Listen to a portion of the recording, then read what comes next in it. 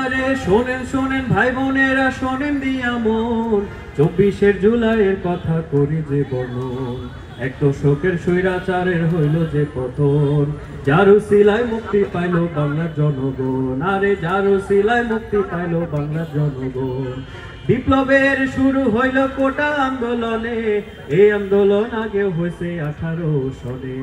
এই আন্দোলন সেই আন্দোলন ভিন্ন এখানে, এই সংগ্রামটা শ্রেষ্ঠ হইল মুক্তির কারণে। আরে এই সংগ্রামটা শ্রেষ্ঠ হইল মুক্তির কারণে।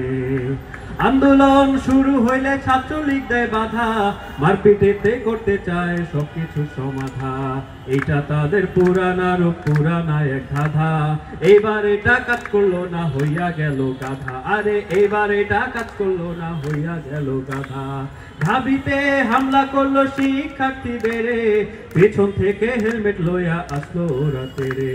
নিরস্ত্র ছাত্র ছাত্রী পইরা গেল ফেরে, মেডিকেলও হামলা করলো দিল না তো ছেড়ে। আরে মেডিকেলও হামলা করলো দিল না তো ছেড়ে। পরের দিন সারা দেশ মাতলো যে উত্তালে, ছাত্র ছাত্রী বাহির হইল দেশের ক্রান্তিকালে। আবু সাইদ শহীদ হইল শান্তির মিছিলে, ছাত্র ছাত্রী রক্ত খাইলো হাসিনা সিনালে। আরে ছাত্র ছাত্রীর রক্ত খাইলো হাসিনা সিনালে। আরে ছাত্র ছাত্রীর রক্ত খাইলো হাসিনা সিনালে। নিজের চোখে যা দেখলাম বিশ্বাস করেন ভাই, মা বোনেরা খাবার আনলো আমরা যেন খাই। আরে মা বোনেরা খাবার আনলো আমরা যেন খাই। কারফিউতে বন্ধ ছবি করতে চাইলো ছাই, পারলো না যে বন্ধ করতে মুক্তির গান গায়। আরে পারলো না যে বন্ধ করতে মুক্তির গান গায়। আমরা মুক্তির গান গাই, আমরা মুক্তির গান গাই। আমি আমার জনগণকে সারাক্ষণ বুকের মধ্যে বিপ্লবের চাষ করতে বলছি। যে বিপ্লবের চাষ করলে প্রজ্বলিত অগ্নি হয় জাফরান বিথি, যে বিপ্লবের চাষ করলে নির্নদের আহার্য হয় অবাধ্য ফারাও, আব্রাহার হাতি হয় পাখির খোরাক, চুরমার হয়ে যায় রোম ও পারস্যের বিশাল সালতানাতের দাম্ভিক চূড়া। ব্যর্থ হয়ে যায় কারকের ধন, কল্পিত স্বর্গদ্বারে হুমড়ি খেয়ে পড়ে অবাধ্য সাদাতের 10টি আঙুল, আর কারাগারের কয়েদি বন্দী ইউসুফ কুদরতের ইশারায় রাজমুকুট পরে হয়ে যায় বাদশাকে নাম। আমি আমার জনগণকে আসন্ন সেই বিপ্লবে ঝাঁপিয়ে পড়ার জন্য উদাত্ত আহ্বান জানাচ্ছি। যেখানে অন্ধকার সেখানে বিপ্লব, যেখানে কেদাত্ত পাপ পঙ্কিলতার ছয়লাভ সেখানেই বিপ্লব, যেখানে নগ্নতা ও বেহায়াপনার যুগল উল্লাস সেখানেই বিপ্লব, যেখানে মিথ্যার ফানুষ সেখানেই বিপ্লব, যেখানে শোষণ ও সুদের অক্টোপাস ক্যান্সার সেখানেই বিপ্লব। বিপ্লব সকল জুলুম অত্যাচার আর নির্যাতনের বিরুদ্ধে, বিপ্লব অন্তরের প্রতিটি কুচিন্তা আর কুকর্মের বিরুদ্ধে। আমি আপনাদের সকলকে বিপ্লবের মৌসুমের কথা স্মরণ করিয়ে দিতে চাই। মৌসুম ছাড়া কোনো বসন্ত আসে না, বর্ষা আসে না, মৌসুম ছাড়া ফোটে না কৃষ্ণচূড়া। পলাশ শিমুল সময়কে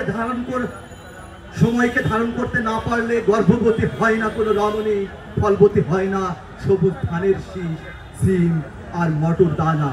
সময়কে ধারণ করতে না পারলে সফল হয় না বিপ্লবের আরাধ্যকার।